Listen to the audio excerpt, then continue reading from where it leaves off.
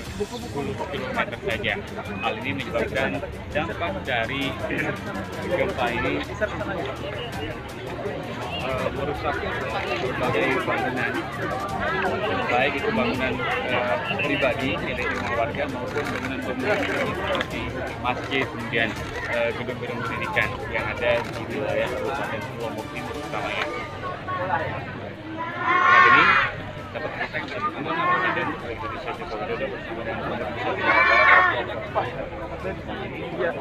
Pemerintah berbincang, janganlah anak-anak para pengungsi korban dari gempa yang melanda wilayah Nusa Tenggara Barat. Untuk mengajak memberikan bantuan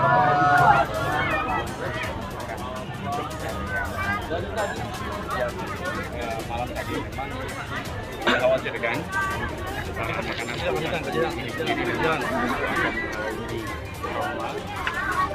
apabila kita melihat bagaimana rentetan gempa yang